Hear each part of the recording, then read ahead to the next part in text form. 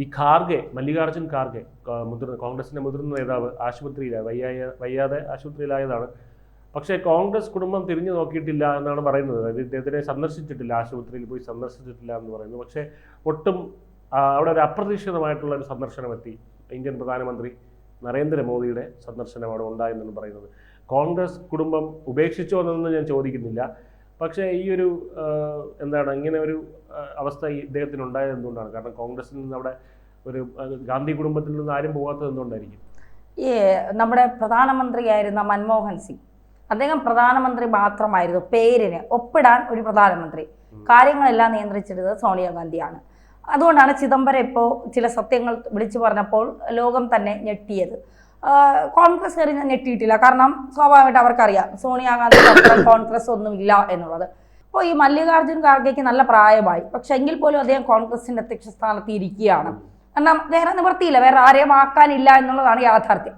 അപ്പോഴാണ് ഇദ്ദേഹത്തിന് അസുഖം വരുന്നതും ഇദ്ദേഹത്തിന് സ്വാഭാവികമായ ചില അദ്ദേഹത്തിൻ്റെതായ അസുഖങ്ങൾ അത് വന്നിട്ട് അദ്ദേഹം ആശുപത്രിയിൽ പ്രവേശിക്കുന്നു. ആശുപത്രിയിൽ പ്രവേശിക്കുമ്പോൾ KC വേണുഗോപാൽ മാത്രമാണ് അദ്ദേഹത്തെ കാണാൻ ചെല്ലുന്നത്. KCയോട് സോണിയാഗാന്ധിയും രാഹുൽ ഗാന്ധിയും ഒക്കെ വിളിച്ചന്വേഷിക്കുമായിരുന്നു. പക്ഷേ ഇവിടെ പ്രധാനമന്ത്രി നരേന്ദ്രമോദി ഒരു എതിർപക്ഷത്തുള്ള ഒരാളാണ്.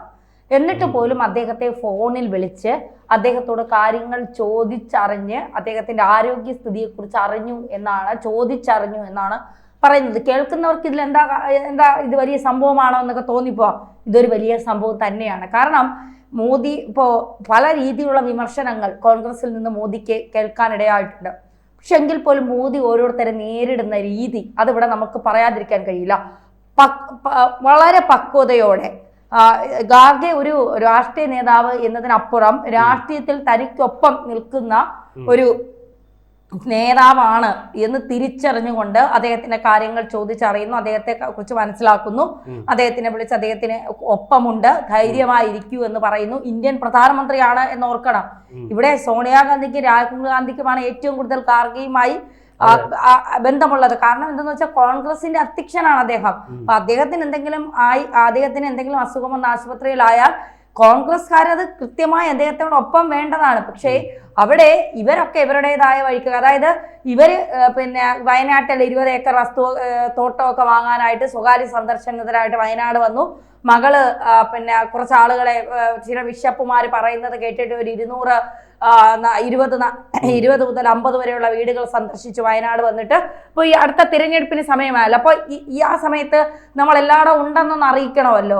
അപ്പോൾ അത് മാത്രമല്ല, സോണിയാഗാന്ധിക്ക് ഡൽഹി മടുത്തു എന്നും അവർ കേരളത്തിലേക്ക് താമസം മാറാൻ ചില ശ്രമങ്ങൾ നടത്തുന്നുവെന്നും കഴിഞ്ഞ ആഴ്ച നമ്മൾ തന്നെ മീഡിയ മലയാളത്തിൽ ഒരു വാർത്ത നൽകിയിരുന്നു. അതായത് വയനാട് അവരൊരു 20 ഏക്കർ സ്ഥലം വാങ്ങുന്നു. ഈ കേരളത്തിലെ ഭൂപരിഷ്കരണ നിയമം അനുസരിച്ച് വയനാട് വനമേഖലകളിലൊന്നും 20 ഏക്കർ 15 ഏക്കറിൽ കൂടുതൽ വാങ്ങാൻ കഴിയില്ല. പക്ഷേ ഇവര് 5, 7 അങ്ങനെ സെന്റ് അനുസരിച്ച് ഏക്കർ അനുസരിച്ചാണ് ഇവർ 20 ഏക്കർ വാങ്ങിയിട്ട് അതിന്റെ ഒത്ത നടുക്ക് യൂറോപ്യൻ മോഡലിൽ ഒരു വീട് വെച്ച് കേരളത്തിൽ സ്ഥിരതാമസമാക്കാൻ. കാരണം കേന്ദ്രത്തിൽ ഇനിയിപ്പോൾ രക്ഷയില്ല, കൈവിട്ടു പോയി. ഇനി എനിക്ക് തോന്നുന്നില്ല കേന്ദ്രത്തിൽ കോൺഗ്രസ് ഏതെങ്കിലും കാലത്ത് അധികാരത്തിൽ വരുമെന്ന് എനിക്ക് തോന്നുന്നില്ല. അപ്പോൾ കോൺഗ്രസ് എന്തായാലും കോൺഗ്രസ് മുക്ത ഭാരതം, അതാണ് BJPയുടെ ഒരു മുദ്രാവാക്യം തന്നെ. BJP അത് കൃത്യമായി അവർ പറയുന്ന കാര്യങ്ങൾ കൃത്യമായി അവർ പാലിക്കാറുണ്ട്, ചെയ്യാറുണ്ട്. അതവർ കൃത്യമായി പാലിച്ചു. മാത്രമല്ല BJPക്ക് ഏറ്റവും വലിയ മൈലേജ് എന്ന് പറയുന്നത് രാഹുൽ ഗാന്ധിയാണ്. ആ ഏറ്റവും വലിയ മൈലേജ് ഇപ്പോഴും BJPക്ക് ഉണ്ടായിക്കൊണ്ടിരിക്കുകയാണ്. അപ്പോൾ രാജ്യത്തിന്റെ വികസനത്തെക്കുറിച്ച്, രാജ്യത്തിന്റെ പുരോഗതിയെക്കുറിച്ചും പറയാൻ രാഹുൽ ഗാന്ധിക്ക് സമയമില്ല. പക്ഷെ മോദിയെക്കുറിച്ചും BJPയെക്കുറിച്ചും പറയാൻ സമയമുണ്ട്. അപ്പോൾ എല്ലായിടത്തും പോകുമ്പോഴും മോദി BJP ഈ വാർത്ത മാത്രമേ നമ്മൾ രാഹുലിന്റെ വായിൽ നിന്ന് കേൾക്കുന്നുള്ളൂ. അപ്പൊ തീർച്ചയായിട്ടും ആളുകളുടെ മനസ്സിൽ മോദിയും BJPയും ഈ ചങ്ങല മുറുകുന്നത് പോലെ മുറുക്കിയെടുക്കാൻ BJPക്കാർക്ക് കഴിഞ്ഞില്ലെങ്കിലും കോൺഗ്രസിലെ രാഹുൽ ഗാന്ധിക്ക് കഴിഞ്ഞു എന്നുള്ളതാണ്. അപ്പോൾ സോണിയക്ക് മനസ്സിലായി ഇനി ഈ നമ്മുടെ നാടൻ ഭാഷപ്പെടെ ഇനി കിഴങ്ങനെയും കൂടെ നടന്നിട്ട് കാര്യമില്ല ഇനി. അതുകൊണ്ട് രാഹുൽ ഗാന്ധി മരിച്ച BJP നേതാക്കന്മാരെ പോലും വെറുതെ വിട്ടിട്ടില്ലല്ലോ. ഇല്ല. അപ്പോ അരുൺ ജെയ്റ്റ്ലി ഓർമ്മയില്ലേ? അരുൺ ജെയ്റ്റ്ലി പറയാ അദ്ദേഹം മരിച്ചതിന് ശേഷം വന്നിരുന്ന് പറഞ്ഞ കാര്യങ്ങളെ കുറിച്ച് ഇദ്ദേഹം പറയുന്നുണ്ട്. തലയ്ക്കകത്ത് മൂളകൾ ആരെങ്കിലും ഇദ്ദേഹത്തെ പ്രധാനമന്ത്രി ഇല്ല. രാഹുൽ ഗാന്ധിയുടെ സ്വഭാവം. അപ്പൊ അദ്ദേഹം മരിച്ചതിന് ശേഷം പറഞ്ഞ കാര്യങ്ങളെ കുറിച്ചാണ് ഇദ്ദേഹം പറയുന്നത്.